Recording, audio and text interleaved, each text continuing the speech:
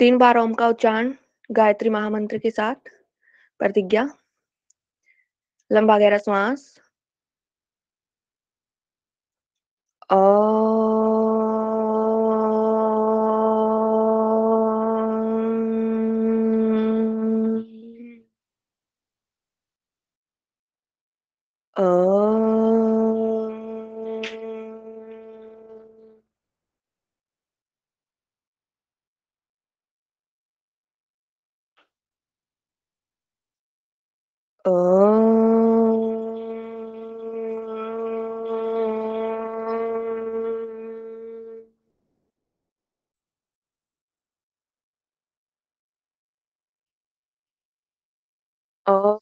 भूर्भुवः स्वः तत्सवितुर्वरेण्यं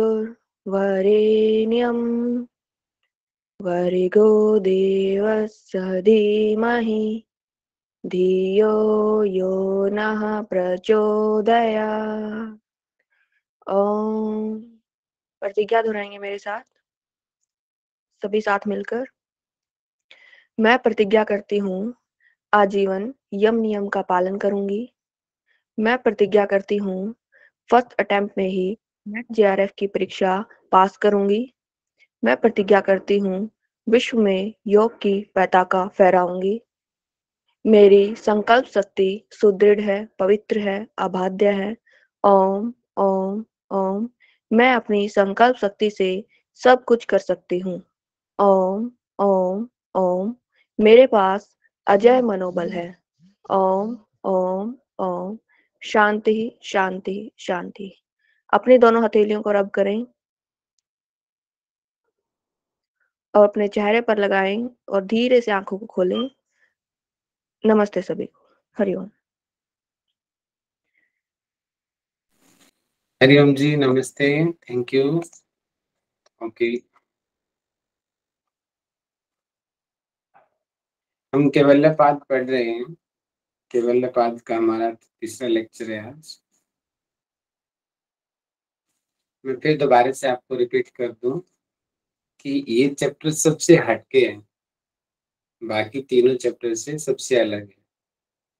क्यों? क्योंकि ये कंसेप्ट के ऊपर बेस है।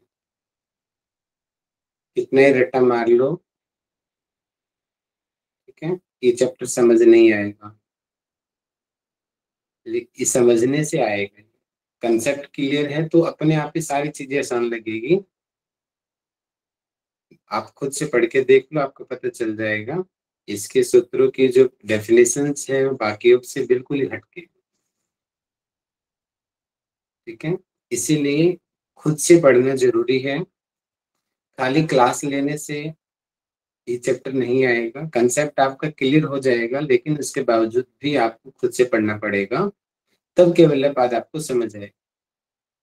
नहीं तो आप सर्वे उठा के देख लो, जितने भी योग शिक्षक हैं 90% से ज्यादा योग शिक्षक, उनका केवल पाद वीक रहता है हमेशा।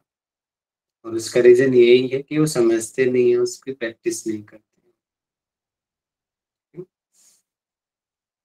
तो पहले हम पिछली क्लास में हमने जो कवर किया था उसको रिवाइज कर लेते हैं 2 मिनट में, और उसके बाद में हम आगे क्या करने वाले हैं उसको मैं आपको बता। यस, हैंडल्स करेंगे। लास्ट क्लास में हमने क्या डिस्कस किया था? सामने आकर कैमरा खोल के कौन समझा सकता है?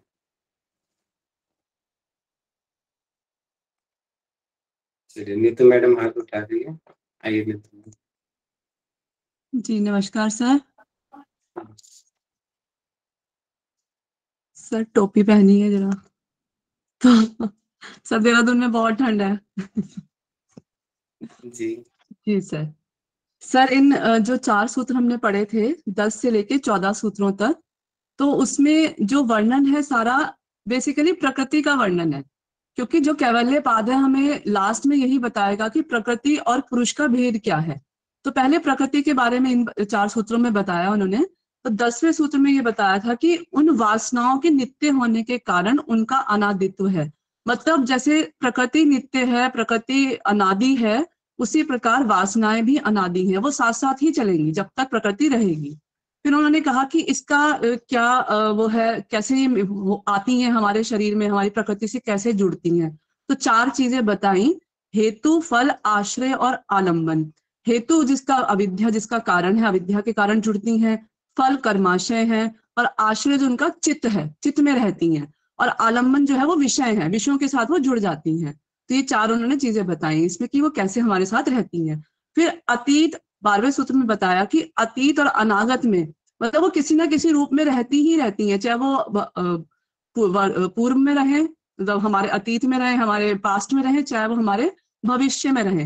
मतलब वो उनका धर्म ही है, वो जुड़ी ही रहेंगी हमारे साथ हमेशा, प्रकृति की तरह। जैसे चित्त के परिणाम उन्होंने धर्म बताए यहाँ पर। फिर उन्होंने बताया कि वो ते व्यक्त सूक्ष्म गुणात्मना, कि वो गुण चाहे अव्यक्त हो चाहे व्यक्त हो, क्योंकि प्रकृति त्रिगुणात्मक है, व्यक्त रूप में भी है और अव्यक्त रूप में भी है, तो गुण तो उसके साथ लगे ही रहेंगे। और इन तीनों गुणों का ही परिणाम है जो लास्ट सूत्र में बनाया, उसी बताया है कि उसी के कारण किसी व्यक्ति का निर्माण होता है, कोई शरीर बनते हैं। त्रिगुण तो हमेशा रहते ही रहते हैं, चाहे वो कम या ज्यादा किसी भी परिस्थिति में रहे, उसी से उसका निर्माण होता है। Thank you sir. Very good madam, very good, बहुत बढ़िया। तो अभी तक हमने देखा कि यहाँ पे कैवल्यपाद में प्रकृति का, पुरुष का और चित्त का बहुत अच्छे से वर्णन किया गया है। क्योंकि जब हम चित्त को, प्रकृति को और पुरुष को, वासना को, संस्कार को, कर्मों को जब अच्छे से समझेंगे, तभी हम वास्तव में कैवल्य को समझ सकते हैं। इसीलिए इन सारी चीजों का वर्णन कैवल्यपाद में किया गया। तो मैंने कुछ लाइंस आपके लिए इकट्ठी किया है जिससे आपको समझने में आसान होगी आज की क्लास। क्योंकि डायरेक्ट अगर मैंने पढ़ाया तो कुछ भी समझ नहीं आने वाला आज आपको, ठीक है। तो क्वेश्चन आंसरिंग फॉर्म में अगर हम करेंगे, स्टोरिया के साथ में पढ़ेंगे तो जल्दी समझ जाए। तो ये जो पॉइंट जो मैंने एरो बनाए हैं, 1 एरो, 2 एरो, 3 एरो, ये एरो समझनी आपको बहुत जरूरी है कि चित्त है और दृश्य वस्तु है। आप यहाँ पे दृश्य वस्तु को पंच भौतिक महाभूत समझ सकते हो। पंच महाभूत से वस्तु को समझो कि जिसको हम देख सकते हैं। वो प्रकृति के अधीन तो है ही, ऑटोमेटिक कॉमन चीज है वो तो, है ना। प्रकृति के अधीन तो चित्त भी है, लेकिन उसके बावजूद भी चित्त हमें दिखाई नहीं देता। लेकिन जो हमें दिखाई देती है पंच महाभूत, यानी कि चित्त और जो वस्तु हैं, वो दोनों अलग अलग हैं। ये बातें आपको समझनी है। पहली बात, ये दोनों अलग अलग समझिए, दोनों को एक मत समझिए। कि जैसे अभी पीछे भी सूत्र में उठी बात कि परिणामयिकत्वात् वस्तुत्वम, कि वो ऐसा, जब ऐसा देखते हैं कि एक, कई लोगों की ऐसी थिंकिंग सी हो जाती है कि चित्त और वस्तु दोनों एक ही हैं, ठीक है। इसलिए अगले सूत्र में हम दोनों अलग अलग हैं, ये चीज बताने के लिए अगला सूत्र का निर्माण हुआ। उसके बाद में दृश्य सामने जो दिखाई दे रहा है, चित्त की कल्पना मात्र नहीं है। मतलब कि मेरी साउंड आ रही है सबको अच्छे से? आ रही है जी ठीक है। कि ऐसा नहीं है कि चित्त चाहेगा तो सामने कोई चीज प्रकट हो जाएगी। चीज है तो है, वो कबूतर नहीं है कि कबूतर ने आंख बंद कर ली बिल्ली आने पर तो बिल्ली वहां से चली जाएगी, ऐसा नहीं है। बिल्ली रहेगी, कबूतर की आंख बंद हुई है, मतलब कि चित्त के ऊपर डिपेंड नहीं है। चित्त देखना चाहे तो देखेगा और ना देखना चाहे तो नहीं देखेगा, लेकिन दृश्य चीज तो वहीं पर रहेगी ना। उस चीज की अपने आप में स्वतंत्र सत्ता है। खाली उस कबूतर की आंखें खुली हैं तभी बिल्ली नहीं है, आंखें बंद है बिल्ली तो तब भी रहेगी वहां पे और उसको मार के चली जाएगी। ये दूसरा पॉइंट आपको आज के लिए याद करना जरूरी है, ठीक है। आगे बढ़ते हैं। चलिए पॉइंट मैं आगे बाद में बताऊंगा, पहले हम इन 2 पॉइंट पे, इन 2 सूत्रों पे चर्चा कर लेते हैं, ठीक है। तो यहाँ पे मैं आपको एक स्टोरी से शुरू करता हूँ। आज कहानी सुनाती है, जैसी सृष्टि वैसे, जैसी दृष्टि वैसी सृष्टि। इसकी मैं कहानी सुनाता हूँ।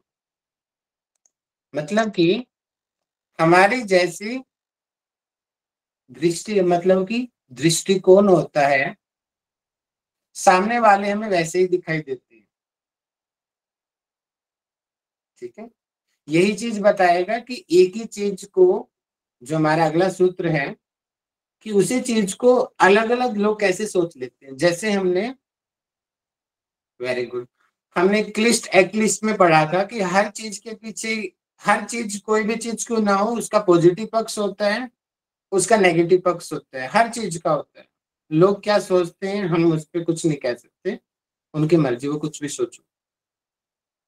तो छोटी सी स्टोरी है समझाने के लिए। एक बार दुर्योधन होता है और युधिष्ठिर होता है, पहले भी सुनाई है स्टोरी मैंने आपको। और उनके गुरु द्रोणाचार्य जी उनको एक आदेश देते हैं, दोनों, कि जाओ हस्तिनापुर में, गांव गांव घूमो, आपको मैं 1 महीने का टाइम देता हूँ, 1 महीने के बाद मेरे आश्रम में वापस आना। दुर्योधन को बोला कि आपको ऐसे आदमी की तलाश करनी है, ठीक है, ऐसे आदमी की तलाश करनी है जिसमें कोई बुराई ना हो, जो बहुत अच्छा हो, ऐसा इंसान आपको ढूंढ के मेरे सामने लेके आना है।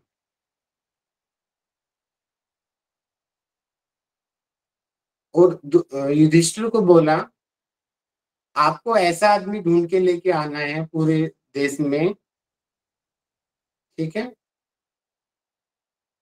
जिसके अंदर, यहाँ पे दुर्योधन को बोला गया कि उसको अच्छा आदमी ढूंढना है, और युधिष्ठिर को बोला कि आपको बुरा आदमी ढूंढना है।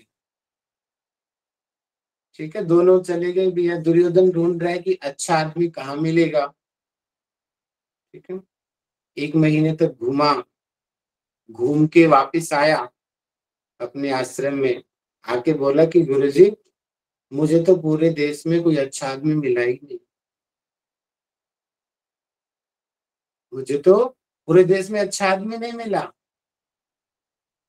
अच्छा जी। तो युधिष्ठिर भी आया, 1 महीना हो गया। युधिष्ठिर गुरुजी को बोलता है, गुरुजी मुझे पूरे देश में कोई बुरा आदमी नहीं मिला। अब देखिए भैया, एक को अच्छा आदमी नहीं मिला पूरे देश में, एक को बुरा आदमी नहीं मिला, दोनों कैसे पॉसिबल हो सकते? पॉसिबल हो सकते। और ये पॉसिबल क्या हुआ? कोई अपना माइंड यूज करेगा कि कैसे उसको कोई अच्छा नहीं दिखा दुर्योधन यह को? उनका अलग अलग दृष्टिकोण हम है। दृष्टि जैसी सृष्टि है, दृष्टिकोण का आंसर। वेरी गुड, वही चीज मैं आपको समझाना चाह रहा हूँ, और इस सूत्र में हम यही पढ़ेंगे कि वो हमारा दृष्टिकोण है। एक चित्त का अपना दृष्टिकोण हो सकता है कि उसको कोई बुरा नहीं दिख रहा, और दूसरे चित्त का ये दृष्टिकोण हो सकता है कि उसको कोई अच्छा नहीं दिख रहा। तो अपने दृष्टिकोण को ठीक कीजिए। सृष्टि तो वैसी ही है, देवता लोग पहले भी थे और आज भी हैं, राक्षस पहले भी थे और आज भी हैं, सिर्फ आपको देखने का नजरिया बदलना है अपने आप को। हम जैसे होंगे, हमें पूरा देश, पूरे लोग वैसे ही दिखाई देंगे।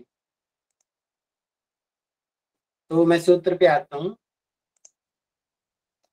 तो सूत्र संख्या 15, वस्तु साम्य चित्त भेदात तयो विभक्त है पंथः। कि वस्तु की एकता में, यहाँ पे आप समझिए कि वो देश के लोग, वस्तु की एकता में वो आदमी, वो पूरा देश जहाँ पे वो दुर्योधन और युधिष्ठिर देखने गए थे, चित्त भेदात, दोनों के चित्त अलग अलग हैं। युधिष्ठिर का अलग चित्त है, दुर्योधन का अलग चित्त है। तयो मतलब कि जो देख रहे हैं, दोनों चित्त अलग अलग देख रहे हैं, पंथा दोनों अलग अलग हैं। इसका मतलब यहाँ पे वो चीज प्रूफ की गई है कि एक्चुअल में चित्त अलग है और दृश्य अलग है, तभी तो उन दोनों ने अलग अलग चीजें देखी। अगर चित्त और दृश्य वस्तु दोनों एक होती तो दोनों के मतभेद नहीं होते। इसका मतलब चित्त और वस्तु दोनों अलग अलग है। इस सूत्र में ये चीज प्रमाणित की गई है। अब इसमें ये संबंध जरूर पढ़ा करो आपको, तब ये चीजें समझ आएगी कि जैसे कि जो ऊपर का सूत्र है हमारा परिणामिकत्वात् वस्तुत्वम्, जब वो सूत्र को हमने पढ़ा कि ऐसा लग रहा है कि सारी चीजें एक जैसी हो रही है, तो ऐसा क्वेश्चन उठा कि दृश्य कोई वस्तु नहीं, वासना के बल से चित्त ही दृश्य रूप में प्रतीत होने लगा है। ऐसा एक डाउट सा होने लग गया ऊपर वाले सूत्र को पढ़ के। अब वो चीज ऐसा नहीं है, उस चीज को प्रमाण करने के लिए 15वां सूत्र बनाया गया कि नहीं भैया, दृश्य और चित्त दोनों अलग अलग हैं। ठीक है, इसी चीज को और प्रमाणित करने के लिए अगला सूत्र भी बना दिया, दोबारा से उसी चीज को और प्रूव करने के लिए कि जो दृश्य है और जो चित्त है दोनों अलग अलग है। न चैक चित्त तंत्रम वस्तु तद प्रमाणकम तदा किम सयात, कि और बता दिया, चाहे यानी कि और, कि जो वस्तु है अर्थात जो दृश्य वस्तु है, जो संसार है, ठीक है, एक चित्त तंत्रम, किसी एक चित्त के अधीन नहीं है। दुर्योधन ये बोल रहा है कि मुझे तो कोई अच्छा आदमी ही नहीं मिला, तो इसका मतलब ये नहीं है कि पूरे संसार में अच्छा आदमी नहीं है। ठीक है, और युधिष्ठिर ये कह रहा है कि मुझे तो कोई बुरा आदमी नहीं मिला, तो इसका मतलब ये भी नहीं है कि कोई बुरा आदमी नहीं है। ठीक है, इसका मतलब ये है कि उनका दृष्टिकोण है, उनके अनुसार कोई अच्छा आदमी नहीं है और उसके अनुसार कोई बुरा आदमी नहीं है, इसका ये मतलब है। फैक्ट जो है वो रहेगा, किसी के बोलने से फैक्ट कभी बदलता नहीं है। तद प्रमाणकम, ठीक है, जब वह चित्त का विषय नहीं रहेगा तदा उस समय वस्तु का क्या होगा। ठीक है, अच्छा क्वेश्चन ये उठ गया कि चित्त का विषय नहीं है तो उस समय वस्तु का क्या होगा। मतलब कि अब जो मैं बोल रहा हूं, दुर्योधन बोल रहा है कि कोई अच्छा आदमी नहीं है, तो क्या अच्छाई समाप्त हो गई क्या? यही क्वेश्चन यहाँ पे उठाया गया है कि वस्तु का क्या होगा, क्या अच्छाई समाप्त हो गई क्या? सर वो तो वैसे ही रहेगा ना जैसा है। वेरी गुड, जो मैंने उसी चीज का आंसर अगले सूत्र में बताया गया। ये मैंने पहले आपको बता दिया, जो प्रियंका जी ने भी बोला, वेरी गुड। ऐसे समझोगे तभी ये सूत्र समझ आएंगे, नहीं तो ये सूत्र नहीं समझ आने वाले आपको, कभी लाइफ में नहीं समझ आएगा। फैक्ट कभी बदलेगा नहीं, जो है वो वैसा ही रहेगा। चित्त कैसा ही सोच ले, मैं कैसा ही हूं, मैं कुछ भी कर लूं, अगर आपके अंदर नकारात्मकता होगी तो ऑटोमेटिक मेरी नकारात्मकता, मेरी नेगेटिव चीजें आप निकाल लोगे। और आप खुद पॉजिटिव होगे तो अपने आप ही आपको अपने जैसे सभी लोग पॉजिटिव दिखाई देंगे। और होता ही होता है, सभी में तीनों गुण होते हैं, कोई ना 100% शुद्ध है और ना ही कोई 100% बेकार है, कोई नहीं होता। अब ये जो हमने यहाँ पे बताया, आपके लिए नोट्स बनाई है, नंबर सेकंड एरो, कि दृश्य चित्त की कल्पना मात्र नहीं है। उस चीज को प्रूफ करने के लिए अगला सूत्र यहाँ पे दिया गया कि वो अलग स्वतंत्र सत्ता है उस चीज की। कबूतर वाला कहानी यहाँ पे बहुत अच्छी रहेगी। कबूतर वाली कहानी आप सबको याद होगी कि कबूतर बैठा है, बिल्ली आई है म्याऊं म्याऊं करती हुई। बिल्ली और कबूतर एक दूसरे के दुश्मन, ठीक है। तो कबूतर देखा बिल्ली आ गई, मार देगी उसको। कबूतर ने आंखें बंद कर ली, मुझे बिल्ली नहीं दिखाई दे रही, अब मैं मरूंगा नहीं। कबूतर ने अपनी आंखें बंद कर ली कि मुझे बिल्ली नहीं दिख रही है, इसका मतलब बिल्ली नहीं है, अब मैं मरूंगा नहीं। लेकिन वास्तविकता क्या है बताइए?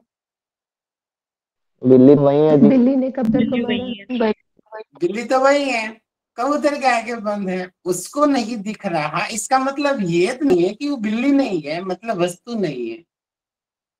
इस सूत्र में वही चीज बताया गया है कि चित्त अगर होश में नहीं है चीज तो वहीं पर है, चित्त को होश नहीं है, हैं?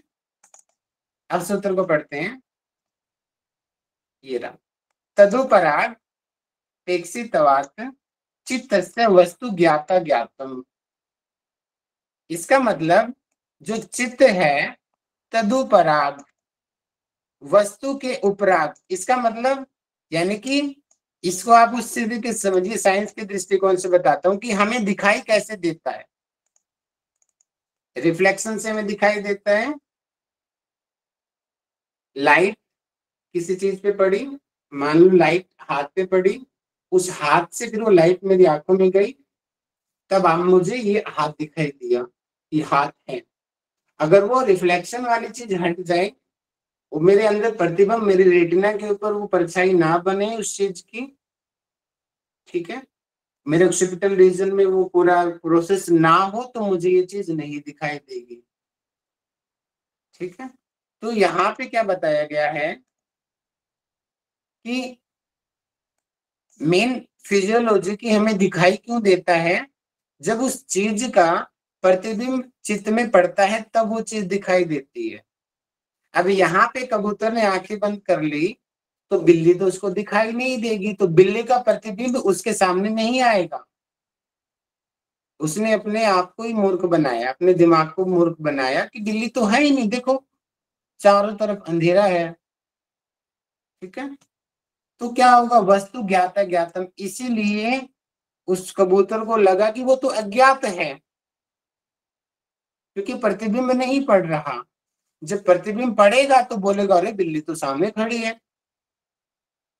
समझ आ रही है मैं क्या बोलने की कोशिश कर रहा हूं यहाँ पे, मतलब कि चित्त होश में है या नहीं है,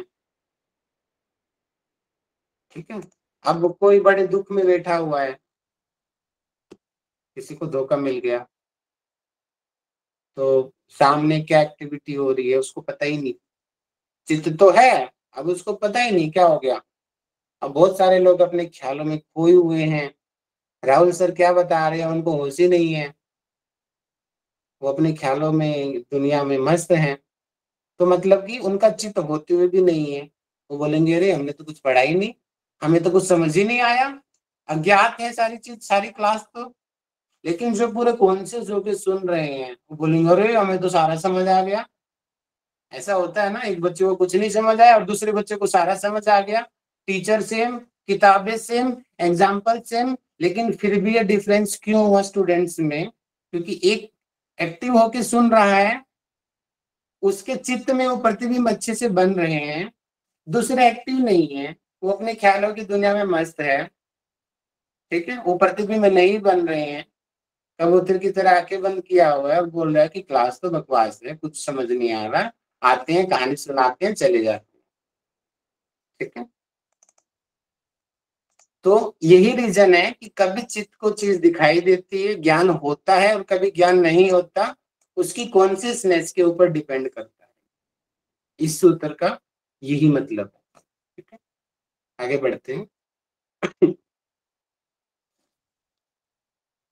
अब आ गया यहाँ पे, अब गॉड का कंसेप्ट आ गया, एक तरीके से आत्मा का कंसेप्ट आ गया कि यहाँ पे, यानी कि जब हमने ये सूत्र पढ़ा तो अब इसके बाद में क्या मन में डाउट आता है कि दृश्य वस्तुओं से चित्त की भिन्न सत्ता सिद्ध करके, अब चलो भैया सिद्ध हो गया कि दृश्य अलग है और चित्त अलग है, ऊपर के हमने सूत्रों से प्रूफ कर दिया कि चित्त अलग है और दृश्य अलग है।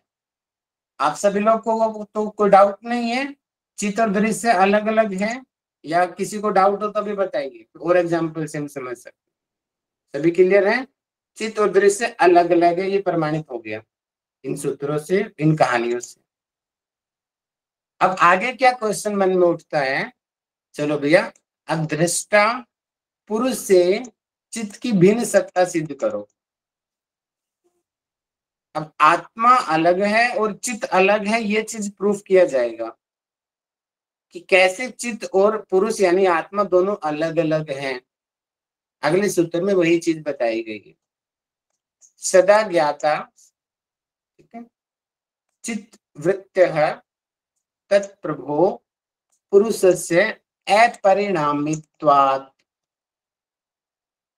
ठीक है, मतलब कि जो पुरुष है वो चित्त का स्वामी है। पुरुषस्य, पुरुष चित्त का स्वामी है, अधिष्ठाता है। क्योंकि जो हमने सृष्टि रचना भी देखी है, सृष्टि रचना भी हम देखते हैं कि पहले पुरुष और प्रकृति थी, मूल प्रकृति और पुरुष थे।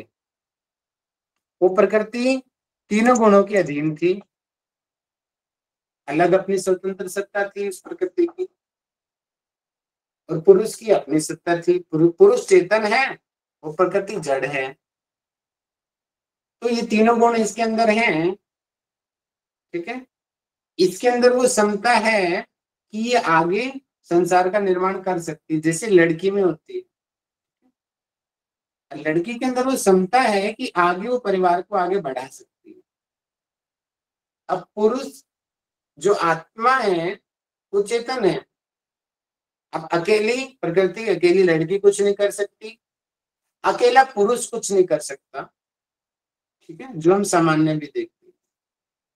ठीक है, तो यहाँ पे पुरुष का जब प्रकाश प्रकृति के ऊपर पड़ता है, इसे सांख्य दर्शन में बताया गया है, तो प्रकृति के अंदर जो तीनों गुण हैं, सत्व रजस और तमस, तीनों गुण में परिवर्तन होता है, और उस परिवर्तन से ही आगे संसार का निर्माण होता है। ठीक है, इसीलिए पुरुष को अपरिणामी बोलते हैं, और प्रकृति की जितनी भी चीजें होती हैं उसको परिणामी बोलते हैं। अब ये दो शब्द आपको समझने जरूरी है, तभी अगला सूत्र समझ आएगा कि परिणामी का क्या अर्थ होता है और अपरिणामी का क्या अर्थ होता है। ठीक है, इसका आप समझिए। मतलब अपरिणामी जिसको कोई मतलब नहीं है किसी से, वो अपरिणामी है। उसको आप वो क्या बोलते हैं, वो कौन से साधु होते हैं जिनको कोई मतलब नहीं संसार से, संसार के माया। विरक्त नागा साधु। पुरुष जो है वो अपरिणामी है ना। पुरुष अपरिणामी है, उसको कोई मतलब नहीं कोई क्या कर रहा है, वो अपने आप में ही खुश है, उसको किसी की आवश्यकता ही नहीं है। अघोरी। अघोरी साधु, वेरी गुड। जो अघोरी साधु होते हैं उनको किसी संसार से कोई मतलब नहीं। उसको आप समझने के लिए आप पुरुष से समझिए कि वो पुरुष है। लेकिन सामान्य लोग, हम परिणामी हैं, हमें अच्छा भी दिखाई देना है, अच्छे कपड़े भी पहनने हैं, हमें कोई कैसा देखता है, हमें हर चीज से फर्क पड़ता है, क्योंकि हम परिणामी हैं। ठीक है, तो उसी तरीके से प्रकृति से जितनी भी चीजें बनी हैं, महत, अहंकार, इंद्रियां, तन्मात्राएं, महाभूत, चित्त भी उसी का एक पार्ट है। तो चित्त परिणामी है और जो पुरुष है वो अपरिणामी है। ठीक है, अब आगे बढ़ते हैं कि पुरुष चित्त का स्वामी है। ठीक है, अपरिणामित्वात्, क्योंकि वो अपरिणामी है, परिणामी नहीं है कि उससे कोई रिजल्ट नहीं मिलने वाला, बस उसका तो प्रकाश पड़ा है, और प्रकाश से ही प्रकृति में अपने आप ही गुणों में परिवर्तन हो गया है, और प्रकृति परिसर धर्मी है, परिणामी है, तभी आगे के परिणाम विकृति रूप में चीजें बनी प्रकृति के अंदर। चित्त वृत्त है, चित्त की वृत्तियां उसे सदा ज्ञात रहती है। अब देखिए ध्यान से, यहाँ पे मैं एग्जांपल देता हूं कैमरे का। कैमरा जो है वो आप समझिए, वो पुरुष है, दृष्टा है, परमात्मा है। थोड़ी देर के लिए, क्यों परमात्मा है, जैसे बोलते हैं कि परमात्मा को हर चीज दिखाई देती है, क्या हो रहा है उससे कोई नहीं छुप सकता, कोई व्यवधान, कोई दीवार नहीं रोकेगी उस कैमरे को। वो ऐसा कैमरा है, वो हर चीज को नोट कर रहा है।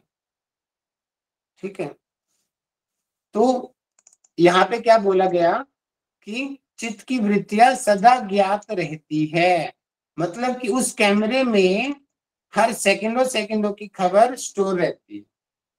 लेकिन जरूरी नहीं कि हमें याद हो कि हमने 10 साल पहले क्या किया था, 20 साल पहले क्या किया था और आगे हम क्या करने वाले, हमें ऐसा कुछ नहीं याद रहता, कोई विशेष याद नहीं रहता। लेकिन वो जो पुरुष है अंदर, उसको याद रहता है हर चीज, क्योंकि उसको वो तो अपरिणामी है, उसको कोई मतलब ही नहीं अच्छा हो रहा है या बुरा हो रहा है। वो तो अघोरी साधु है, अपनी दुनिया में मस्त है, लेकिन पता सब है। हम ये नहीं कहेंगे कि उस अघोरी साधु को कुछ पता नहीं है, पता सब होता है, उसको पता सब होता है, बस वो कुछ करता नहीं है, और जब करेगा फिर अपने आप पता चल जाएगा। ठीक है, तो उस जैसे कैमरे में हर चीज रिकॉर्ड होती है, उसी प्रकार पुरुष को हर चीज का ज्ञान रहता है, क्योंकि जो परिणामी होगा, अभी मैं हूं, मैं वही चीज देखूंगा जो मैं देखना चाहूंगा, जो मैं देखना चाहूंगा मैं वही चीज देखूंगा, क्योंकि मैं परिणामी हूं। मुझे फर्क पड़ता है कि सामने एक अच्छी क्लास चल रही है, सामने एक अच्छा लड़का है या अच्छी लड़की है, मेरी मर्जी में किसी को सुनूं, इतने सारे टीवी में चैनल हैं, मेरी मर्जी में किसी को सुनूं, क्योंकि हम परिणामी हैं। हमें फर्क पड़ता है, सामने न्यूज का चैनल चल गया तो हम थोड़ा बोर से हो जाते हैं, और एंटरटेनमेंट का चल गया तो हम बड़े खुश हो जाते हैं, क्योंकि हम परिणामी हैं। सैड सॉन्ग लगा दिया हम उदास हो जाते हैं, रोमांटिक सॉन्ग लगा दिया हम बड़े खुश हो जाते हैं अंदर से, भक्ति सॉन्ग लगा दिया अलग से फीलिंग आने लग जाती है, क्योंकि हम सब परिणामी हैं। हम सबको फर्क पड़ता है सामने क्या हो रहा है, लेकिन उस पुरुष को फर्क नहीं पड़ता। अब जिसको फर्क नहीं पड़ता तभी उसको हर चीज का ज्ञान रहता है। अगर वो भी उन एंटरटेनमेंट की चीजों में मस्त हो जाए तो फिर वो उसी चीज को देखेगा, उसके दूसरे पक्ष को वो नहीं देख पाएगा। ठीक है, ना समझ आया तो बताइए, फिर मैं और दूसरे एग्जाम्पल से समझाता हूँ कि कैसे पुरुष को हर चीज ज्ञान रहती है, क्योंकि वो अपरिणामी है। ठीक है, कंसेप्टुअल बात आपको समझ आ रही है ना, एक बार बता दीजिए जो मैं बताने की कोशिश कर रहा हूँ। समझ पा रहे हो सभी लोग? Yes sir. जी सर। ओके, थोड़ा थोड़ा। हाँ, ये जब तक खुद से नहीं पढ़ोगे तब तक समझ नहीं आएगी। अब मेरी कहानियों की वजह से आप जब भी दोबारा इन चीजों को पढ़ेंगे फिर आपको बहुत इजीली समझ आएगी। तो स्टोरी में आपके लिए सोची है कि कैसे मैं इस सूत्र को आराम से आपको समझा सकूं। आगे बढ़ते हैं। अब आगे क्वेश्चन क्या उठा, जो पिछले सूत्र को हमने समझा कि चित्त जिस प्रकार वस्तु का प्रकाशक है उस प्रकार अपना भी है। फिर चित्त से दूसरे को दृष्टा मानने की क्या आवश्यकता है, मतलब कि हम दोबारा से वही क्वेश्चन उठा दिया कि हम पुरुष को और चित्त को अलग अलग क्यों समझे, वो दोनों अलग अलग हैं, ये चीज प्रूफ करो। अब एक तो पिछले सूत्र में हमने प्रूफ किया कि वो अपरिणामी है और चित्त परिणामी है, दोनों अलग अलग हैं। चित्त को फर्क पड़ता है सामने कौन सा चैनल चल रहा है, लेकिन जिसको होश ही नहीं है, वो आईसीयू में बैठा हुआ है, पैरालाइज है, उसके सामने कुछ भी चला उसको कोई फर्क ही नहीं कि उसका ब्रेन ही काम नहीं कर रहा है, उसको क्या फर्क पड़ेगा। तो पुरुष वो है, उसको कुछ फर्क नहीं पड़ने वाला। अब यहाँ पे क्या बताया गया, और इसी चीज को प्रूफ करने के लिए बताया कि न तत्स्वाभासम दृश्यत्वात्, कि प्रकाश रूप नहीं है कौन, चित्त नहीं है, और वास्तव में प्रकाश रूप कौन है बताइए।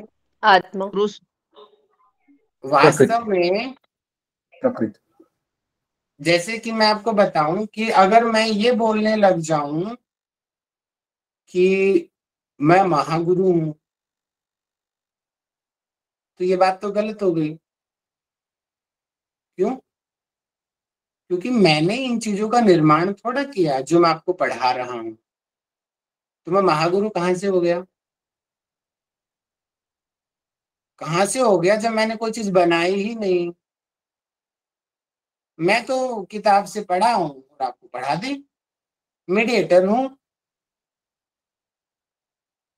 तो अगर मैं अपने आप को महागुरु घोषित कर दूं, अपने जैसे लोग करते हैं, अपनी आरतियां करवाते हैं जो थोड़े बहुत अच्छे लेवल पे चले जाते हैं, अपने आप को भगवान के तुल्य समझने लग जाते हैं, तो क्या वो भगवान बन जाते हैं क्या? नहीं, वो तो मीडिएटर है।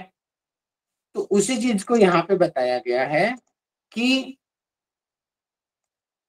पुरुष है वास्तव में प्रकाश स्वरूप, वो आत्मा है, वो सिर्फ परमात्मा ही है। यहाँ पे सबसे अच्छा और सबसे सटीक उदाहरण साईं बाबा का सूट करता है, एग्जैक्ट एग्जाम्पल। उनका तो स्लोगन ही था कि सबका मालिक एक है। पैदा होने से लेके डेथ हो गई, बेचारे साईं बाबा ये कहते कहते चले गए कि सबका मालिक एक है, लोगों ने उसी को मालिक बना लिया। और भिन्नताएं आ गई समाज में, वो भिन्नता को मिटाना चाहते थे कि लोगों में भ्रम टूटे कि भगवान अलग अलग नहीं है। अब उनकी वजह से, उनको क्या पता था, लोग उन्हीं को भगवान मान लेंगे और एक भिन्नता और आ जाएगी, एक समाज का निर्माण और हो जाएगा। और वही हुआ, भगवान कम नहीं हुए, भगवान एक भगवान और बढ़ गया,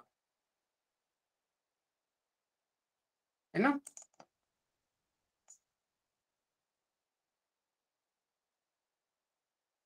चित्त प्रकृति का पार्ट है, इसीलिए वो दृश्य है, ठीक है। और पुरुष जो है वो प्रकाश स्वरूप है, वो अपरिणामी है। इन शब्दावली को याद कर लेना कि चित्त परिणामी है और पुरुष अपरिणामी है, ठीक है। चित्त प्रकृति के अधीन है, त्रिगुणात्मक है, और पुरुष प्रकृति से विमुक्त है। उसको, यानी कि प्रकृति का मतलब माया, हाँ वो बंधा हुआ है, इस बात को हम एग्री करते हैं।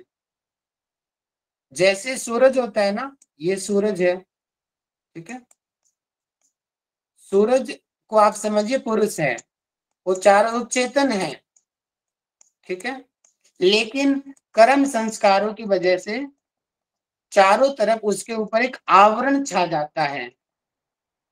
ये एक आवरण है जो उस सूरज रूपी प्रकाश के ऊपर छा गया, जिसकी वजह से हमें लगता है प्रकाश तो नहीं है।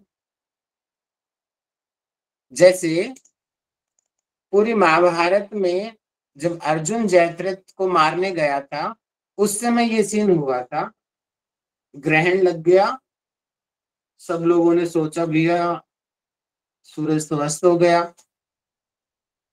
सूरज का अस्तित्व था, लेकिन वो ग्रहण हो गया, वो बादल आ गए, वो कोई ग्रह बीच में आ गया, जिसकी वजह से ऐसा लगा कि भैया सूरज तो अस्त हो गया, लेकिन सूरज तो है। ठीक उसी तरीके से आत्मा तो है, लेकिन चारों तरफ कर्म बंधन के जो संस्कार है उसकी वजह से ऐसा लगता है कि वो चेतन नहीं है। जो थोड़ा बहुत पढ़ा लिखा होता है वो अपने आप को प्रूफ करने लग जाता है, जो आजकल जो थोड़ा बहुत ज्ञानी होता है वो अपने आप को महागुरु सिद्ध करने लग जाता है, और करते भी हैं, ठीक है। लेकिन वास्तविकता में जो ज्ञानी है, वास्तव में जो चेतन है वो पुरुष है। ये ऊपर से जब कर्म बंधन के संस्कार हटेंगे, जो बादल हटेगा, जो ग्रह बीच में आ गया, जो ग्रहण लग गया, जो हटेगा, इसका प्रकाश अपने आप ही वापस आ जाएगा, अपने आप ही वापस आ जाएगा। हमें सिर्फ कार्य करना है, ये जो बंधन रूपी कर्म संस्कार हैं इसको हटा के स्वामी विवेकानंद बोलते हैं, उनकी कोटेशन है ये, कि ज्ञान को कहीं से लाया नहीं जाता, ज्ञान को कहीं से लाया नहीं जाता, ज्ञान हम सबके पास होता है, हम सभी लोग महाज्ञानी होते हैं। इसका मतलब क्यों? क्योंकि हम सब के अंदर वो परमात्मा रूपी आत्मा है, आपके अंदर भी है और मेरे अंदर भी है। सिर्फ हमें उस ज्ञान को पहचानना है, उसके कर्म संस्कार हटाने हैं, वो ज्ञान अपने आप वापस आ जाएगा, अपने आप ही वो ज्ञान दिखने लग जाएगा। ऐसी ऐसी चीजें आपको पता चल जाएगी जो किसी को भी ना पता हो। जैसे महात्मा बुद्ध को पता चली, उन्होंने क्या पढ़ा? वो तो जाके अपना वट वृक्ष के नीचे जाके बैठ गए। जब अपना साक्षात्कार हुआ तो अपने आप ही सारा ज्ञानी बन गए, उनसे ज्ञानी कोई नहीं था, इतना ज्ञान उनके अंदर आ गया। क्यों आया? कैसे आया? क्योंकि उन्होंने अपने आप को जाना, इसलिए आया। तो ज्ञान पाना है तो अपने अंदर जाओ, बाहर ज्ञान नहीं मिलेगा।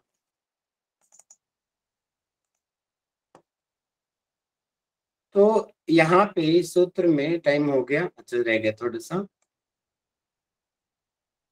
ठीक है। आप दोनों को अलग अलग समझिए कि पुरुष प्रकाश स्वरूप है, चेतन है, और जो चित्त है वो प्रकृति का एक पार्ट है, और जो भी प्रकृति का पार्ट होता है वो परिणामी होता है और जड़ होता है, उसको जड़ बोलते हैं।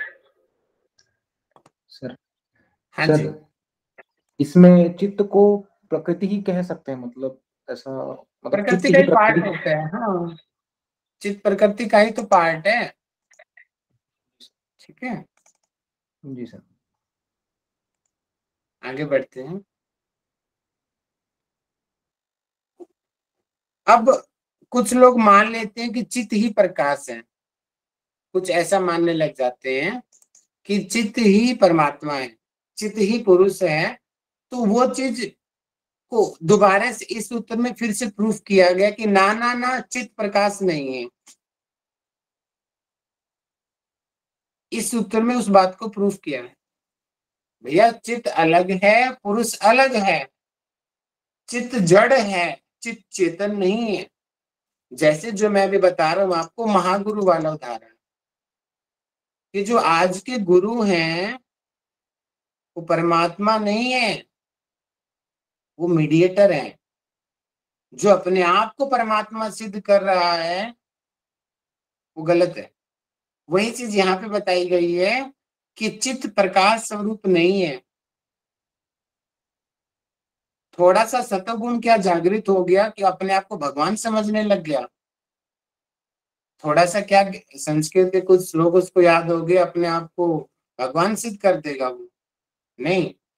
जिसने, ये हमारे वेद बोलते हैं और भागवत गीता भी इस चीज को बोलती है और सांख्य दर्शन भी बोलता है। जैसे वहां पे 3rd चैप्टर में आता है ना, कर्म योग में बोलते हैं वहां पे कृष्ण जी, कि अर्जुन को बोलते हैं कि जिसने शरीर को धारण किया, मतलब वो प्रकृति के अधीन है, उसको कर्म करने पड़ेंगे क्योंकि वो प्रकृति के अधीन है। ठीक इसी प्रकार जो परमेश्वर है, परमेश्वर वो अपने आप में स्वतंत्र सत्ता है, वो कभी प्रकृति के अधीन नहीं हो सकता। और वही हमने ईश्वर प्रणिधान में भी पढ़ा, क्लेश कर्म विपाक आसी रपरामृष्ट है, कि वास्तविक पुरुष विशेष कभी क्लेश बंधन कर्म आदि के संस्कार में नहीं पड़ता, वो इन सबसे विमुक्त रहता है। आगे बढ़ते हैं कि उस चीज को प्रूफ यहाँ पे क्या किया गया, एक समय 94 धारणम। इसका मतलब क्या है? थोड़ी देर के लिए मान लो, थोड़ी देर के लिए, कि चित्त ही पुरुष है, ठीक है, कि एक ही काल में हमने मान लिया कि चित्त ही पुरुष है। लेकिन हम उदाहरण यहाँ पे लेते हैं उभयानव धारणम, कि चित्त और उसका विषय, इन दोनों के स्वरूप को जानना भी नहीं जा सकता। इसका मतलब कि वो उस चित्त को, मैं अपने को और आपको दोनों को एक साथ में नहीं जान सकता। इसी बात से ये प्रूफ होती है कि चित्त वास्तव में पुरुष नहीं है, परमात्मा नहीं है। कैसे? थोड़ा एक और उदाहरण लेते हैं। यहाँ पे हम, यहाँ पे है शब्दावली क्या यूज की गई है, मैं इसी के एग्जांपल से समझाता हूँ आपको। यहाँ से समझिए, ठीक है, कि चित्त का काम केवल बाह्य पदार्थ के स्वरूप को अपने स्वामी दृष्टा पुरुष के सामने रखना है। यहाँ पे आप आंखों का उदाहरण समझिए, आंखों का, कि आंखों को थोड़ी देर के लिए आप चित्त समझ लीजिए, ठीक है। क्या आंखें अपने आप को देख सकती हैं? यस या नो? नो। नो। अगर आंखें अपने आप को नहीं देख सकती तो हम उसको कैसे हम पुरुष सिद्ध कर दें? क्योंकि पुरुष तो दृष्टा स्वरूप है, उसको तो हर चीज दिखाई देती है। क्या मैं अपनी कमर को देख सकता हूँ? नहीं देख सकता। वो थोड़ा बहुत जुगाड़ करके शीशे के जरिए दाएं बाएं करके थोड़ा सा आइडिया ले सकता हूँ। मैं अपने पेट को नहीं देख सकता, क्योंकि हम चित्त के अधीन हैं। इसी तरीके से जब वो चित्त अपने आप को नहीं देख सकता तो कैसे वो पुरुष हो सकता है? समझ आई ये बात आपको? चित्त कैसे अपने, यानी कि चित्त अपने आप को और बाहर को, इन दोनों में से वो चित्त बाहर को ही देखता है, वो अपने आप को नहीं देखता। इसीलिए ये चीज प्रमाणित होती है कि चित्त अलग है और पुरुष अलग है। समझ आई? सर अगर हम आईने का सहारा लेकर देखते हैं तो इस कंडीशन को हम क्या करेंगे फिर? वो हो गया अलग से जुगाड़ लगाना, लेकिन वास्तविकता में तो नहीं देख सकते ना। सर, और अगर हम चित्त को अंदर देखते हैं यानी ध्यान धारणा समाधि, तो वो बाहर का नहीं देखता है, यानी यही कि वो एक टाइम पे एक ही चीज कर सकता है, अंदर या बाहर। लेकिन पुरुष सब चीज कर सकता है, जी। क्योंकि वो ऐसा कैमरा है, उससे कुछ नहीं छुपा होगा। वो है पुरुष, क्योंकि वो पारदर्शी ऐसा कैमरा है। मतलब सब जगह देख सकते हैं। हाँ जी, हाँ जी। पारदर्शी। लेकिन चित्त एक बार में एक ही चीज देखेगा, कितना देख लेगा? मैं यहाँ पे आपको एक ही क्लास पढ़ा सकता हूँ ना। ऐसा तो नहीं है कि राहुल उसी टाइम में योग दर्शन भी पढ़ा रहा है, उसी टाइम में एनाटॉमी भी पढ़ा रहा है, उसी टाइम में हठयोग भी पढ़ा रहा है। ऐसा तो मैं नहीं कर सकता हूँ, क्योंकि हम एक ही चीज कर सकते हैं एक बार में। लेकिन की लिमिटेशन दृष्टा हर चीज कर सकता है, क्योंकि दृष्टा वास्तव में परमात्मा तुल्य ही होता है, परमात्मा के एक अंश होता है, ठीक है। वो कर सकता है, हम नहीं कर सकते, क्योंकि हम चित्त हैं, एक तरीके से चित्त के अधीन है। चित्त में लिमिटेशन है और परमात्मा की कोई लिमिटेशन नहीं है। Very good, excellent. सर, इसमें भाव प्रत्यय योगी जैसे होते हैं, जैसे श्री कृष्ण हुआ करते थे, मतलब एक साथ 3-4 जगह पे हुआ करते थे, उनके पास जैसे विभूति भी थी, तो उनके चित्त को और उनके मतलब कहना चाहिए पुरुष प्रकृति के कॉम्बिनेशन को कैसे डिफाइन कर सकते हैं? वो सिद्धियां हैं उनकी, वो उनकी सिद्धियां हैं, ठीक है। लेकिन वास्तव में सिद्धि अलग होती है और वास्तविकता अलग होती है। सिद्धियां कुछ टाइम के लिए ही होती है, फिर वो सिद्धियां चली भी जाती है ना। जी सर। ठीक है जी, आगे बढ़िए। सर ऐसा बोल सकते हैं जैसे कि पुरुष की शक्ति से ही प्रकृति अपना कार्य करती है। वेरी गुड, बिल्कुल सही है, ठीक है। चलिए अगला हम, क्योंकि अगला फिर एक नया कंसेप्ट हो जाएगा। अगर मैंने इसकी स्टोरी सुनानी शुरू की तो टाइम बहुत ज्यादा हो जाएगा, इसलिए मैं शुरू नहीं करूंगा, इसको हम कल पढ़ेंगे, ठीक है। लेकिन आप सबसे मेरा निवेदन है, आप अपने आप से आगे के 7-8 सूत्र खुद से पढ़ के आया करो। डायरेक्ट क्लास में आओगे एकदम से, आपको क्लास में थोड़ा बहुत अजीब लगे, क्योंकि ये चैप्टर है ही ऐसा। पहले ही मैं बता चुका हूँ, खुद से जब तक आप पहले नहीं पढ़ोगे और बाद में फिर दोबारा से नहीं पढ़ोगे, सब कुछ ना कचरा हो जाएगा, कचरा, कुछ समझ नहीं आएगा, है कुछ नहीं चीजें, चित अलग है, पुरुष अलग है, बस उसी चीज को अलग अलग तरीके से एग्जाम्पल से समझाया गया है। बाद में कहोगे कुछ है भी केवल्यापात में, तो कुछ है ही नहीं। वैसे ही हमने केवल्यापात का हुआ बना रखा है कि केवल्यापात बड़ा मुश्किल है, बड़ा मुश्किल है। वो तो आसान है, लेकिन आसान उन लोगों के लिए है जो इसको अच्छे से समझते हैं। ठीक है, ओके जी। तो आज की क्लास में पहले 2 मिनट में डाउट ले लेते हैं हम। जी शालिनी जी। सर जैसे कि आपका कहना है कि चित्र तो सबको मतलब चित्र नहीं दे सकता अंदर, लेकिन वो उसको अंदर भी दे सकता है और बाहर भी दे सकता है, वो सर्व मान्य है।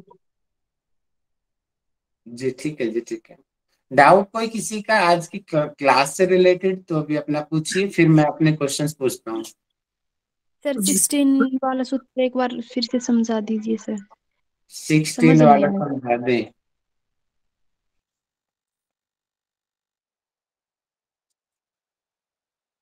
ये वाला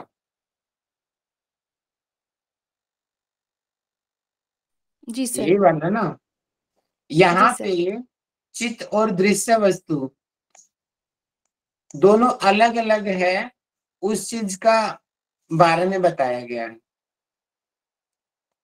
ठीक है, इससे पहले हमने क्या समझा था कि चित्त और वस्तु दोनों अलग अलग है, और इसमें भी हमने यहाँ क्या है कि न चैक चित्तंतरम वस्तु तद प्रमाणकम तदा किम सयात।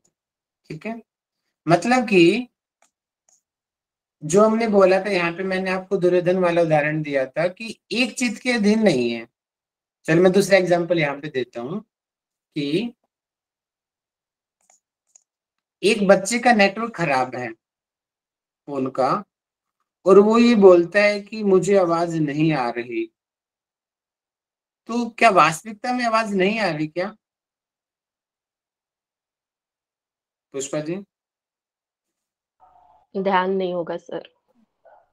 एक आवाज बच्चे तो का आ रही नेटवर्क खराब है, उसके फोन में भी दिक्कत हो सकती है, लेकिन उसका मतलब ये नहीं कि मेरी आवाज किसी को नहीं आ रही है ना।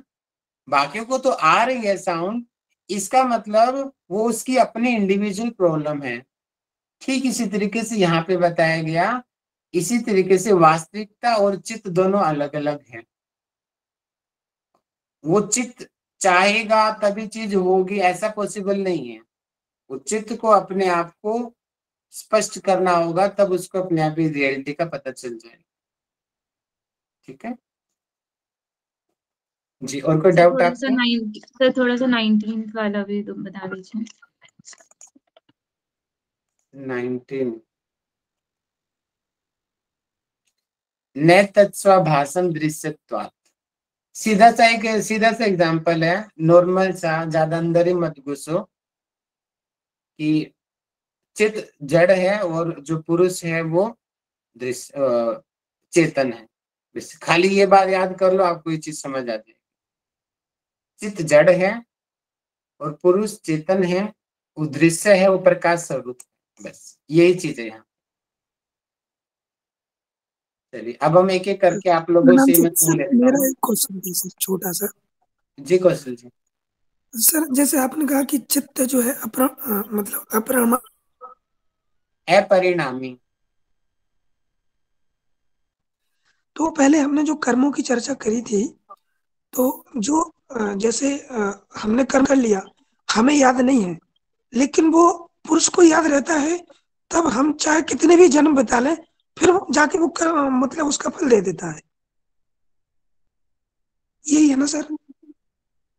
पुरुष तो को उसको वो कोरिलेट, पार्टिसिपेट नहीं करता कुछ भी, लेकिन उसको याद उसको रहता है। बस वो कैमरे की तरह है, वो रिकॉर्ड करता रहता है। बस बस उसके पास सारा डेटा अवेलेबल है। सामने क्राइम हो रहा है वो उसको भी रिकॉर्ड कर लेगा, सामने कोई भला कर रहा है उसको भी रिकॉर्ड कर लेगा। बस उसके पास रिकॉर्डेड डेटा है, स्टोरेज है सर तो रिफ्लेक्ट नहीं करता वो फिर ना। कोई रिफ्लेक्शन नहीं है, रिफ्लेक्शन हो गया तो परिणाम ही है वो। रिफ्लेक्शन नहीं हो करता, वो कुछ भी कोई एक्शन नहीं लेता, ओके सर। बस स्टोर करता है। वो अपने आप ही बस देखता रहता है हर चीज को कि क्या हो रहा है। जैसे घर में बुजुर्ग करता है ना, अभी उसकी तो जी उम्र जी होगी, पर वो कुछ सकता नहीं है, बस देखता ही रहता है गली में पड़ोसी क्या कर रहे हैं, वो क्या कर रहा है, उसके बस में तो कुछ रहा नहीं। वो दृष्टा जी है, वो देख ही रहा है बस खाली, ऐसा। साइलेंट कह सकते हैं। सर इसी ठीक है 19 को लेकर मेरा एक क्वेश्चन था। जी, प्रियंका जी बताइए, फिर यस सर। हम आगे सर डिस्कस। जैसे कि पुरुष आप परिणामी हैं और चेतन स्वरूप है, तो हमारे जो भारतीय दर्शन है उसमें सर इतने सारे भगवान को मतलब क्यों बताया गया, मतलब पुरुष तो एक ही है ना फिर चित मतलब ये थोड़ा सा मुझे यहाँ पे, क्योंकि आपने साईं बाबा का उदाहरण दिया कि सबका मालिक एक है, लेकिन बहुत सारे भगवान, क्योंकि पुरुष और आत्मा मतलब जो स्वरूप है ईश्वर का वो तो एक ही है, लेकिन ईश्वर ने अपने आप को अलग अलग रूपों में फिर क्यों डिफाइन किया? ईश्वर ने नहीं किया, हम इंसानों ने किया। सर भगवत गीता त्रेता युग में राम भगवान का वर्णन मिलता है, इसमें श्री नहीं, कृष्ण का। वास्तविकता में नहीं है। वो तो तुलसीदास उनके इतने बड़े भक्त थे, तो उन्होंने उनको भगवान बना दिया। वास्तविकता में भगवान नहीं थे वो। सर इसको ऐसे वेदों समझ में कहाँ सकते हैं। वर्णन है? वेदों को पढ़ो, कहाँ वर्णन है, किस भगवान का वर्णन है? वेदों को तो कोई मना नहीं कर सकता ना। वेद सबसे बड़े ग्रंथ हैं, सबसे प्राचीन ग्रंथ हैं, दिखाओ कहाँ है वहां पे भगवान। नहीं। अब कल को मैं कुछ अच्छा काम कर दूं, आप मेरे को भगवान सिद्ध कर दोगे? ऐसा नहीं होता। वो श्रेष्ठ पुरुष थे, मानते हैं, बहुत महान व्यक्ति थे राम जी, कृष्ण जी। शायद ही उन जैसा कोई बनेगा दोबारा, लेकिन भगवान अलग है और व्यक्ति अलग है। ठीक है। अच्छा, तो ये मुझे ये बता दो, क्या भगवान हमेशा इंसान के स्वरूप में जन्म लिया उसने? मच्छर, मक्खी, कीड़े, इसका मतलब उनके अलग भगवान हुए? आत्मा तो तो सर ये सभी में जो एक ही है भगवान ना। का स्वरूप हमने दिया कि 2 आंख हैं, 2 कान है, ऐसा हम एक स्वरूप देते हैं भगवान का समझने के लिए। तो इस तरीके से देखा जाए तो चींटियां बोलेंगी हमारा भगवान, उसकी 2 टैंटिने होंगे, 2 आंख होगी, कितने पैर होंगे भैया। गाय बोलेगी नहीं नहीं, हमारे वाले भगवान के तो 4 पैर होंगे, 2 लंबे लंबे कान होंगे, एक पूंछ होगी। इस तरीके से तो सबके भगवान अलग अलग हो गए। ऐसा नहीं होता, वो इंसानों के मतभेद हैं, भगवान तो एक ही है। और जैसे जैसे क्या होता है ना कि जितने मुख उतनी बातें। सर इसको ऐसे कह इसीलिए सकते हैं कि सृष्टि में या ब्रह्मांड में एक ऐसी शक्ति जिसकी वजह से सभी चीजें ऊर्जायमान है या चलायमान है, जो भी है उस तरह से कह सकते हैं। वो एक ही है। वो ध्यान से आप देखो, आप राम जी को सुनो, कृष्ण जी को सुनो, और तो और आप इनके क्रिश्चियंस के इनकी बातों को पढ़ो, बाइबल के पढ़ो, ठीक है, मुस्लिम की कुरान को पढ़ो, वहां पर भी स्पष्ट एक ही बात कही गई है भगवान के बारे में। लेकिन उसके बावजूद भी देखो, सब कुछ सामने होते हुए फिर भी हम अलग अलग मान लेते हैं। सर आपने बताया ना जैसी दृष्टि वैसी सृष्टि, तो जिसका जैसा ज्ञान था उसने वैसे रख दिया। बिल्कुल, जिसको जैसा लगा उसने उसको वैसे बताया। सर इसीलिए हमारे दर्शनों में मतलब जो देख रहा है मतलब दृष्टा, उस पर ज्यादा फोकस किया गया है, ना कि दृश्य पर जो दिख रहा है। वेरी गुड जी, वेरी गुड। चलिए मैं क्वेश्चन ले लेता हूँ, डाउट में लास्ट में लूंगा। आपकी नेक्स्ट क्लास भी है और आपको वर्कलोड बढ़ गया है, मुझे पता है, स्ट्रेस हो गया है पढ़ाई का भी, क्लासेस ज्यादा हो गई है। चलिए हैंड रेज करेंगे कि करके सामने आएंगे और सूत्रों को सामने शॉर्ट में समझाना है 2 मिनट के अंदर, ठीक है। चलिए आज हमने शुरू किया था सूत्र संख्या 15 से। हैंड रेज करो, कौन समझाएगा उसको? सात्विक जी समझाएंगे। आइए सात्विक जी सामने, जो भी आए कैमरा खोल के आना सामने। सर इसमें है सूत्र नंबर 15। ये बोलता है चित्त भेदात योर भी भक्त पंथा। मतलब सर इसमें एक लाइन में बोला जाए तो जो वस्तु है, जो चीज हम देखते हैं और जो चीज हमको दिखाई देता है, मतलब हम देखने वाले हमारा चित्त और जो हमको दिखाई दे रहा है सामने, वो दोनों अलग अलग चीज है। उसको मिक्स करके एक ही बोल दिया जाता है, लेकिन वो दोनों चीज अलग अलग है। जो हमको दिखाई देता है वो अलग है, और जो चीज जिससे हम देखते हैं, जिसके थ्रू वो चित्त हो चाहे आंख हो, वो अलग चीज है। वेरी गुड, बहुत बढ़िया। ठीक है, नेक्स्ट सूत्र, सूत्र संख्या 16 कौन समझाएगा? हैंड रेज करो जी। प्रियंका शर्मा जी आइए सामने। जी सर। सर सूत्र नंबर 16 में बिल्कुल क्लियरली बताया गया है कि जैसे चित्त और जो दृश्य है, चित्त को जो भी दृश्य दिखाई पड़ता है वो उसके गुण के अनुसार दिखाई पड़ता है। जरूरी नहीं है कि जो वास्तविकता हो वही चित्त देखे। चित्त में जो गुण प्रबल होगा हम वही देख लेंगे। जैसे अर्जुन और युधिष्ठिर का एग्जाम्पल यहाँ पर आपने दिया था कि युधिष्ठिर और दुर्योधन का एग्जाम्पल दिया था कि दुर्योधन को एक भी अच्छा नहीं मिला, युधिष्ठिर को एक भी बुरा नहीं मिला। तो उनके चित्त के गुण थे, वास्तविकता अलग थी। Very good, excellent. सूत्र संख्या 17 कौन समझाएगा? शालिनी यादव जी आइए सामने। हरिओम सर। सर 17 में दिया है कि चित्त वस्तु का उपराग है, इस कारण वस्तु कभी ज्ञात है कभी अज्ञात। इसके लिए हम जैन दर्शन का स्याद्वाद भी ले सकते हैं। उसमें 4 अंधों को एक हाथी को छूने को बोला और उनको बोला कि आपको हाथी किस प्रकार का दिख रहा है। तो किसी ने हाथी का कान पकड़ा तो उसको लगा कि हाथी एक दीवार जैसा है। किसी ने हाथी के पैर को पकड़ा तो उनको लगा कि हाथी खंबे जैसा है। ये हमारे माइंड के ऊपर है कि हमें वो कैसा दिख रहा है। एक्सीलेंट एग्जाम्पल दिया, वेरी गुड शालिनी जी, बहुत बढ़िया। नेक्स्ट सूत्र संख्या 18 कौन समझाएगा? सूत्र संध्या मैडम आइए सामने। जी सर। 18 में बताया है सर कि चित्त का स्वामी पुरुष है और वो अपरिणामी है। जैसे चित्त निरंतर परिणाम होते रहता है चित्त पे, वैसे पुरुष पे नहीं, वो सदोदित अपरिणामी रहता है। तो उसके लिए मेरे सामने बुक है, उसमें अच्छा एग्जाम्पल है जो रेगुलर लाइफ का है। जैसे कि एक दुकानदार होता है, वो अपनी चीजें बेचते रहता है दिन भर, तो उसके यहाँ हर अलग अलग कस्टमर आते हैं, वो चीजें देता है, वो कस्टमर चला जाता है, ऐसे दिन भर चलता रहता है। अभी यहाँ पे हम जो दुकानदार है, मालिक है, उसको हम दृष्टा समझेंगे। जैसे कि वो पूरा दिन वहां बैठा है तो उसे पता है कि कौन कौन आया कौन कौन गया, और यहाँ जो कस्टमर है उसको हम चित्त के वृत्ति स्वरूप समझेंगे। जैसे कि एक कस्टमर को नहीं पता कि कौन आया कौन गया, लेकिन वो दृष्टा है, दुकानदार है, उसे सब पता है क्योंकि वो वहां बैठा है और वो अपरिणामी। इससे थोड़ा इजी वे समझ सकते हैं। वेरी गुड, बहुत बढ़िया।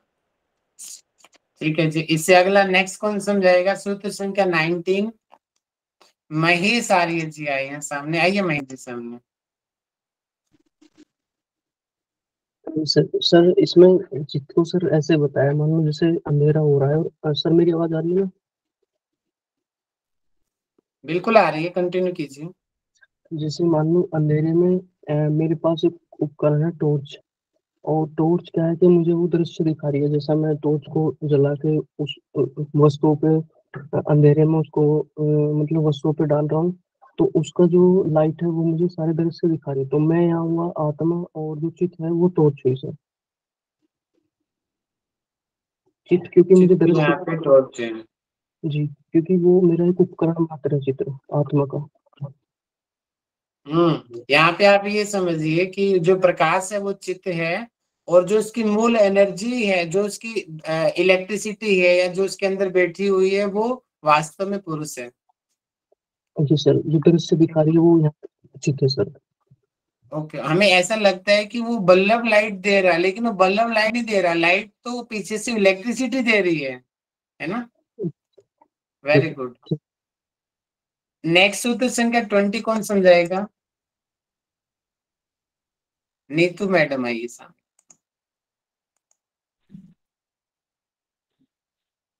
जी सर जैसे इससे पहले वाले सूत्र में हमें बताया कि चित्त जो है हमारा स्वप्रकाश नहीं है, क्योंकि जब भी हम कोई गलत कार्य करते हैं तो हमारे अंदर से एक आवाज उठती है तो वो जो हमारी अंदर की आवाज है वो चित्त पर प्रकाश डालती है, आत्मा ही उस पर प्रकाश डालती है, जो जमीर जागता है कुछ गलत काम करने से पहले।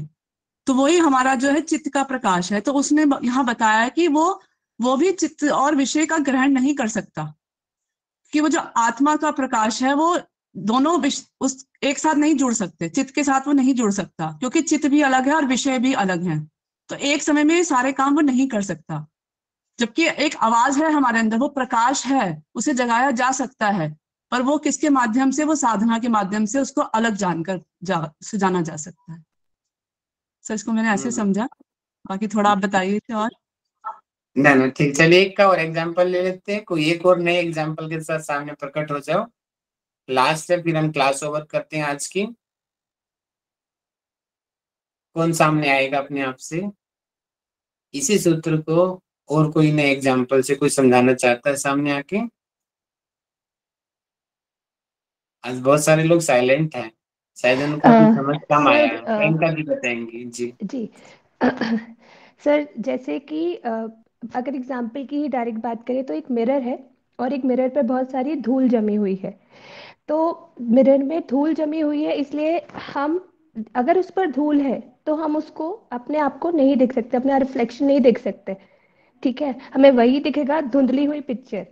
लेकिन अगर वही जैसे मैम ने कहा कि अगर साधना की जाए और उस साधना के प्रकाश से उस मिरर को साफ कर दिया जाए तो हमें अपना ही रिफ्लेक्शन दिखने लग जाएगा उस मिरर पर। तो एग्जैक्टली यही स्थिति होती है कि एक समय पे या तो हमें धूल ही दिख सकती है और धूल हटने पे हमें अपना पिक्चर दिख सकता है। ऐसा नहीं हो सकता कि धूल भी रहे और हमें अपना भी रिफ्लेक्शन दिखने लग जाए। वेरी गुड, एक्सीलेंट, बहुत बढ़िया। आप लोग इतने नए नए उदाहरण देते हो ना, मजा आ जाता है, फिर चलता है कि हाँ अब आप लोगों को समझ आ गया। बहुत बढ़िया। चलिए मेरा तो डाउट भी क्लियर कर दिया प्रियंका जी ने। Thank you Neetu madam, thank you Priyanka ji, बहुत अच्छा आप लोग एग्जाम्पल देते हो, मैं भी खुश हो जाता हूँ आपके एग्जाम्पल सर से। सब आपसे ही सीख के ही आ रहा है सर, ऐसा। चलिए मैं तो एक मेडिएटर हूँ, आता हूँ कुछ कुछ तो